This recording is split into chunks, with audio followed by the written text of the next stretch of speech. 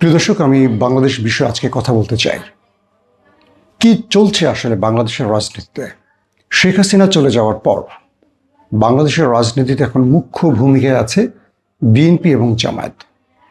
কিন্তু এর মধ্যেও তৃতীয় আরেকটি দল এনসিপি, তারাও আলোচনায় থাকছে। কিন্তু সব কিছু ছাপিয়ে হঠাৎ করে নতুন আলোচনায় আসছে নুরুল হক নূর, যে ব্যক্তি রাজনীতির কেন্দ্রে কখনো দাঁড়াতে পারেনি। হঠাৎ করে তিনি রাজনীতির কেন্দ্রে আসতে চায়। কুষ্টিয়ার একটি আসনে জামায়াতের এমপি আমির হামজা, তার দলের সাথে নুরুল হক নূরের দলের একটা লড়াই হয়েছে। এরপর জামায়াতের পক্ষ থেকে নুরুল হক নূরের দলকে পিটিয়ে মাঠছাড়া করা হয়েছে। নুরুল হক জামায়াতকে হুঁশিয়ারি দিচ্ছে তাদেরকে আবার গুপ্ত জায়গায় পাঠিয়ে দেবেন। নুরুল হক, যে জামাত যেমন গত 15-16 বছর গুপ্ত অবস্থায় আছে, তাদেরকে সেই ঠিকানায় আবার নুরুল হক নূর পৌঁছে দিবেন। বিষয়টাকে একটু চিন্তা করেন যে নুরুল হক বিএনপি সরকারের একজন প্রতিমন্ত্রী বা উপমন্ত্রী, তিনি এই হুমকি দিচ্ছেন যেখানে বিএনপির মূল ডাকসেটের নেতারাও এই কথাটা একবারও বলেননি, কিন্তু নুরুল হক বলছেন। অথচ যে দলটিতে নুরুল হক আর রাশেদ ছাড়া তৃতীয় আর কেউ নেই, একটা কমিটি করার মতো তাদের যোগ্যতা নেই। আবার কুষ্টিয়াতে আমির হামজার সাথে জামাতের একজন পাওয়ারফুল এমপির সাথে সে লড়াইও করেছে। দুই পক্ষের আহতর ঘটনাও ঘটেছে। ইতিমধ্যে আমির হামজা বলেছেন 24 ঘন্টার সময় দেয়া হয়েছে প্রশাসনকে, কুষ্টিয়ার প্রশাসনকে, যেন সকল অপরাধীদের গ্রেফতার করা হয়। যদি 24 ঘন্টার মধ্যে গ্রেফতার করা না হয় তাহলে পুরো ডিসি অফিস ঘেরাও করা হবে। আবার আমির হামজা এটাও বলছেন যে পুরো বাংলাদেশের সাথে কুষ্টিয়ার দৃশ্য ভিন্ন। তিনি বলছেন যেই আসনে তিনি এমপি হয়েছেন আর পুরো বাংলাদেশের বাকি যতগুলো আসন আছে পুরো আলাদা। এখানকার সরকার তিনি নিজে, অর্থাৎ আমির হামজা হলো কুষ্টিয়ার সেই আসনের সরকার। এখানে আর কোনো সরকার নেই, এখানে চলবে তার কথা, তার নির্দেশ, অন্য কারো নির্দেশ চলবে না। তার মানে রাজনীতিটা এখন একটা প্রতিযোগিতা না লড়াইয়ের মাঠে, নাকি দুই পক্ষের বাক বিতণ্ডা গিয়ে শেষ হবে, আমরা বুঝতে পারছি না। আসেন, কালকে রাশেদকে দেখলাম এটিএন বাংলায়, মেবি, যদিও আমার টিভি দেখা হয় না, এগুলো সোশ্যাল মিডিয়ায় ভাইরাল হয়। তুষার এনসিপির একজন আলোচক বা নেতা, তার সাথে রাশেদ খান, বর্তমান বিএনপি রাজনৈতিক অ্যাডভাইজার তারেক রহমানের, বেশ হাতাহাতির পর্যায়ে চলে গেছে, তুই তোকারি চলে গেছে, যা স্ল্যাং বলা হয়েছে। একটা বিষয় না খুব খারাপ লাগে, এই রাশেদ বা নুরুকে আমরা প্রচুর সমর্থন করতাম, আর্থিকভাবে বা মানসিকভাবে বা যে কোনোভাবে বিপদগ্রস্ত সময় তাদেরকে সর্বোচ্চ চেষ্টা করছি আমরা সাহায্য করতে। হঠাৎ করে ক্ষমতায় বসে তারা কেন জানি আওয়ামী লীগ হয়ে যাচ্ছে, আওয়ামী লীগের ভাষায় কথা বলছে, আওয়ামী লীগের বডি ল্যাঙ্গুয়েজ ব্যবহার করছে। আমরা ইনু মেননদেরকে দেখেছি, তাদের পরিণতি দেখেছি। তারা এখন কোথায় আছে আপনারা সবাই জানেন, জেলের অন্ধকার ঘরে। আওয়ামী লীগের শেখ হাসিনা পালিয়ে গেছে, তাপস পালিয়ে গেছে, জয় নেই, পুতুল নেই। শেখ হাসিনার পরিবারের একজনও গ্রেফতার হয়নি, এবং শেখ হাসিনার খুব কাছের এমপি মন্ত্রীদের অনেকেই গ্রেফতার হয়নি, তারা নিরাপদে দেশ ছেড়ে চলে গেছেন। কিন্তু এনু মেনন জেলে আছে, আপনারা জানেন। তো রাজনীতির একটা টাইম ক্ষমতা ব্যবহার করে, আধিপত্য তৈরি করে, কিংবা অর্থ বাগিয়ে পকেটে পুরে, এরপর পরিণতিটা যদি হয় এরকম যে শেষ সময়টা এই অর্থ আরাম আয়েসে ব্যবহার না করে জেলখানায় বসে মৃত্যুর প্রহর গোনা হয়, এই রাজনীতির প্রয়োজনকে। রাশেদ খান বা নুরুল হক নূর ততদিন পর্যন্ত মানুষের কাছে ভালোবাসার ছিল যতদিন তারা ফ্যাসিস্ট হাসিনার বিরুদ্ধে সোচ্চার ছিলেন। কিন্তু বর্তমানে তাদেরকে দেখে মনে হচ্ছে তারা ফ্যাসিস্টের রূপ ধারণ করছেন, অর্থাৎ ক্ষমতায় বসে তারা নিজেকে একটা ফ্যাসিস্ট রূপে দেখাতে চাইছেন। তবে সবচেয়ে দুঃখজনক ব্যাপার হলো এই লোকগুলোকে বিএনপি তাদের ঘরে নিয়ে আসছে। যে বিএনপি গত 18 বছর জনপ্রিয়তার 1 নম্বরে ছিল, বা জালিমের জুলুমে বিএনপি এতটা নিষ্পেষিত ছিল যে মানুষের ভালোবাসা বিএনপির দিকে ছুটে গেছে বলে বাংলাদেশের ইতিহাসে ফেয়ার নির্বাচনে বিএনপি সর্বাধিক আসন পেয়েছে। সেই দলটির উপর থেকে মানুষের আস্থা ক্রমান্বয়ে কমছে। আপাত দৃষ্টিতে সোশ্যাল মিডিয়াতে এই দৃশ্যগুলো চোখে পড়ছে। ভালো করে খেয়াল করবেন যে সোশ্যাল মিডিয়াতে বিএনপির পক্ষে ন্যারেটিভ খুব কম আছে। মানুষের লেখালেখি বা মানুষ যারা ব্লগিং করছে বা যারা ন্যারেটিভ উৎপাদন করছে বা যারা এক কথা মোটিভেশন করছে, চারদিক থেকে দেখবেন বিএনপির পক্ষে কথা বলা সত্যি কমে যাচ্ছে। বিএনপিকে কেউ কেউ আওয়ামী লীগের জায়গায় বসাচ্ছে। এটাকে বিএনপিকে মনে রাখতে হবে। কথাটা কেন বললাম, আওয়ামী লীগের আমলে যখন আমরা কথা বলতাম, জামায়াত বা বিএনপি বা আদার্স দল যারা আওয়ামী লীগের জোটে ছিল না তারা খুশি হতেন, বাহবা দিতেন।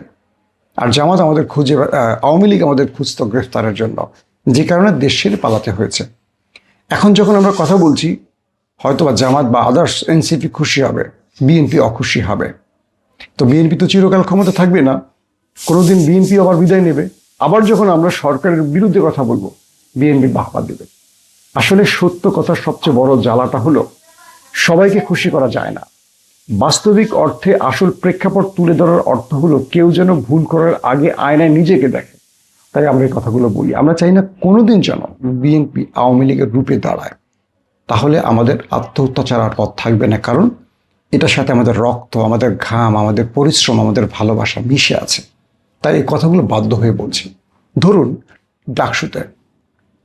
ডাকসুর বর্তমান যারা নির্বাচিত প্রতিনিধি সাদিক ফরহাদরা একটা জব ফেয়ার করেছে।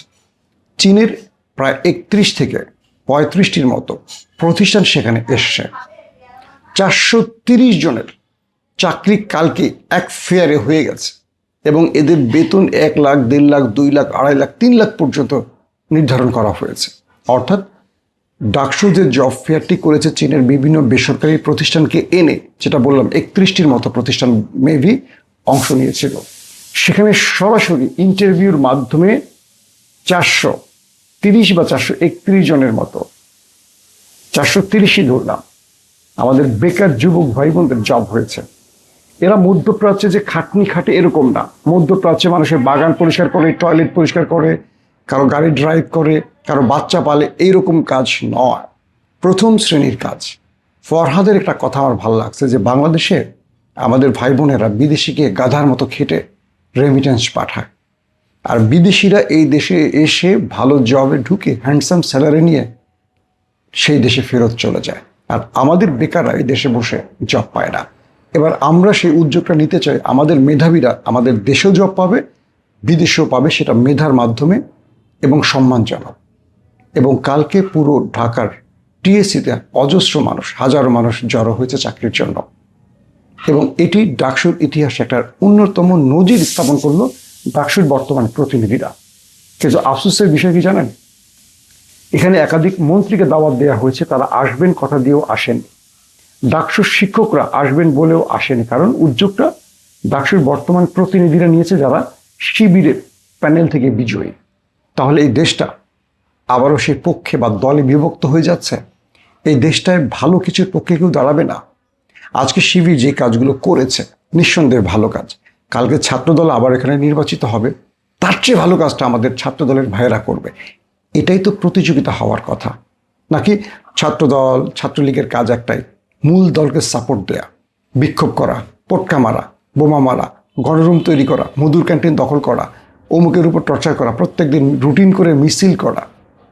এটা কি ছাত্রদের কাজ? নাকি ছাত্রদের কাজ ছাত্রদের অধিকার নিয়ে কাজ করা?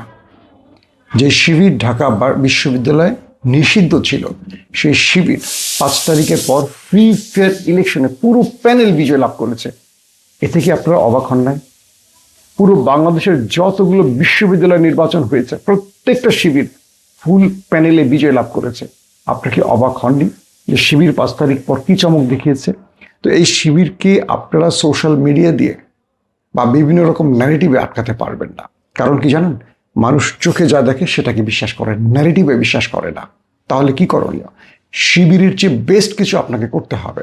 যদি সেটা না পেরে আপনি মারেন, ওইটাকে বানচাল করেন, ওখানে হামলা করেন, ওখানে অস্ত্র, ওই যে হেলমেট পরে ছাত্রলীগের মতো লাঠিসোঁটা পাইপ নিয়ে হামলা করেন, আপনার জনপ্রিয়তা কমবে।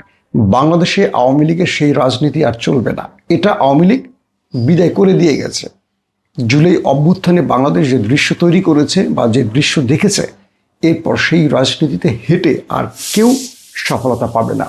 বিএনপি 180 দিনের অনেকগুলো ভালো উদ্যোগ নিয়েছে, সেই উদ্যোগগুলো হারিয়ে যাচ্ছে এমন কিছু নিছক ঘটনা, যেমন রাশেদের মতো মানুষের টকশোতে বসে যেই ভাষায় কথা বলছে, যেভাবে বডি ল্যাঙ্গুয়েজ প্রদর্শন করছে, হাত তুলে কথা বলছে, বেয়াদব বলছে, মারতে যাচ্ছে, তেড়ে যাচ্ছে, ছোট নাই বড় নাই। এই রাশেদ কদিন আগে বলছে আমাকে বাঁচান, আমাকে বাঁচান, আমাকে ধরে নিয়ে যাচ্ছে, আমাকে বাঁচান। রাশেদ কাদেরকে বলছিল আমাকে বাঁচান? সেই রাশেদের ভাষা দেখেন। এখন সেই রাশেদ নিজেই জালিমের মতো আচরণ করছে। তাহলে মানুষ কাদের হাতে ক্ষমতা তুলে দেবে? যারা জালিম তাদের হাতে, বা যারা জুলুম থেকে জুলুম সহ্য করে এখন জালিম হয়ে যাবে তাদেরকে? বাংলাদেশের মানুষ রাজনীতি নিয়ে এখন যথেষ্ট ভাবে। যাদের ফার্মের মুরগি বলি, যাদেরকে আমরা ডিজুস বলি, যাদেরকে আমরা টিকটক প্রজন্ম বলি, তারা হাসিনাকে সরিয়েছে। তারা আমার আপনার চেয়ে রাজনীতি কম বোঝে না। তাদেরকে আপনি মিছিল মিটিং দিয়ে আর আকর্ষণ করতে পারবেন না। জামায়াত শিবির যে ট্র্যাকে আছে, এই ট্র্যাকটা বিএনপিকে অনেক বড় চ্যালেঞ্জ জানাচ্ছে। কেন বিএনপি সেটা বুঝতে পারছে না? কেন বিএনপি তার বিদ্যুৎ বিভাগের ধসের পর বিরোধী দলের কাছ থেকে চাইতে হবে পরিকল্পনা? তাহলে তারেক রহমান যে বলছে আই হ্যাভ এ প্ল্যান, সেই প্ল্যানটা কোথায়? এই প্রশ্নগুলো আসবে। তবে একটা বিষয় আমরা বলতে পারি, বিএনপিকে আওয়ামী লীগের দিকে টেনে নিচ্ছে কেউ বা কারা, এটা কি বিএনপি বুঝতেছে না, নাকি বিএনপি বুঝেও কিছু করতে পারছে না? বিএনপি তার সঠিক পথটিকে এখনো খুঁজে পাচ্ছে না বলেই আমার মনে হয়।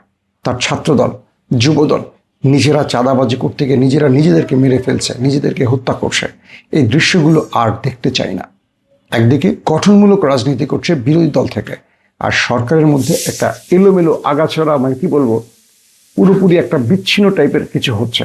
রাশেদ নুরুদের মতো ব্যক্তিরা এখন রাজনীতির কেন্দ্রে বসে বাষ্প ছড়াচ্ছে, উত্তপ্ত বাষ্প।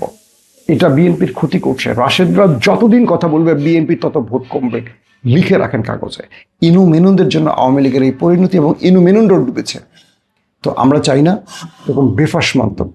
এমন ব্যক্তিদের টকশোতে বিএনপি পাঠাক, যাদের কথায় বিএনপির ভোট কমে যায়, আস্থা কমে যায়। একটু কান পেতে শোনেন। যারা বিএনপি করেছে, বিএনপিকে ভালোবেসেছে, তারাও বিএনপির বর্তমান এই সিচুয়েশনে, এই আচরণে, এই রাষ্ট্র ব্যবস্থা, এই কাঠামোতে খুশি নয়। তাহলে বিএনপিকে কি করতে হবে? বিএনপিকে আবারও জনবান্ধব রাজনীতি করতে হবে। জনগণ যেটা চায় সেটা করতে হবে। তারেক রহমান আগে মানুষের বক্তব্য শুনতেন, কাছে ডাকতেন, তাদের পরিকল্পনা শুনতেন। কিন্তু এখন বিএনপি যত অপরাধী করুক, কোনো সাজা হয় না। হবিগঞ্জের মাহাদি কি অপরাধ করেছে? বিদ্যুতের দাবিতে রাস্তায় নেমেছে, পুলিশ তাকে টেনে হিঁচড়ে গায়ে হাত তুলে নিয়ে গেছে। সে একটা প্রতিবাদ করেছে, কোন আইনে আমাকে গ্রেফতার করছেন? এটা আইনের বার্তা, এটা আইনের বিরুদ্ধে। আপনি আইন মানছেন না। পুলিশ কোনো জবাব দিতে পারেনি। এই পুলিশ কি আবারও আওয়ামী লীগ হতে চায়? আওয়ামী লীগের পুলিশের পরিণতি যদি এই পুলিশ না দেখে, তাহলে আফসোস, এই দেশের মানুষ কখনো পরিণতি দেখে শেখে না। তাহলে ইতিহাসের পাতাগুলো মুছে ফেলা উচিত। শেখ মুজিবের থেকে শেখা উচিত, শেখ হাসিনার থেকে শেখা উচিত পরিণতি কত ভয়ঙ্কর হতে পারে।